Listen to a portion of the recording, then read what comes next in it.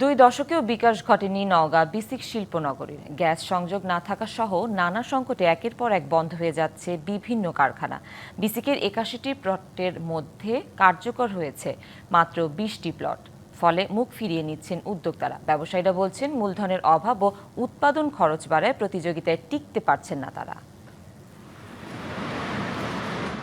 ২০০৪ সালে নওগাঁর শালুকা ও মশরপুরে যাত্রা শুরু বাংলাদেশ ক্ষুদ্র ও কুটির শিল্প কর্পোরেশন বিসিক শিল্পনগরীর। সেই সময়ে ৮১টি প্লটের ৫০টি ইউনিটে শুরু হয়েছিল খাদ্যপণ্য, কৃষি যন্ত্রাংশ, জৈব সার, প্লাস্টিক, কেমিক্যাল ও লাইট ইঞ্জিনিয়ারিং সহ বিভিন্ন পণ্যের উৎপাদন।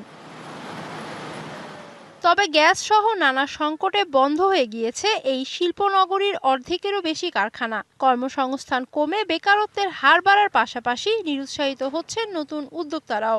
রাস্তাঘাট খুবই খারাপ, ড্রেনেজ ব্যবস্থা খারাপ, একটু বৃষ্টি হলেই কারখানার পানি উঠে যায়, প্রিপেড মিটার লাগানোর কারণে বিদ্যুৎ বিল বেশি আসে, লোন দেয় না ঠিকমতো ব্যাংক। এই বিভিন্ন কারণে আমাদের আসলে ব্যবসা করা এখানে টিকে থাকাই কঠিন। আমরা যে জ্বালানি ব্যবহার করতেছি, আমরা হার্ডকোক কয়লা, তারপরে পোড়া মোবাইল, এগুলো উৎপাদন খরচ অনেক বেশি। এই জন্য আমরা উৎপাদন খরচ আমাদের বেশি হচ্ছে, আমরা প্রতিযোগিতায় টিকতে পারতেছি না। আমাদের এই জন্যই আমাদের নওগাঁ শিল্পনগরীর কারখানাগুলো সব রুগ্ন। নগদ নিয়ে এলো হার নামানা হার অফার। সর্বনিম্ন ১০,০০০ টাকা রেমিটেন্স নগদে পাঠালে থাকছে স্বর্ণের হার জেতার সুযোগ।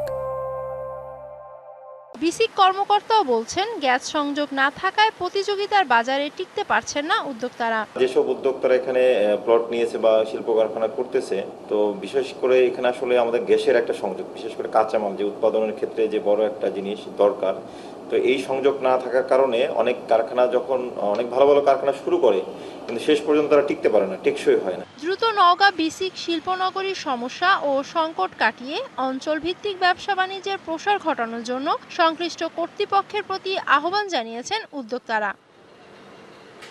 DBC news desk.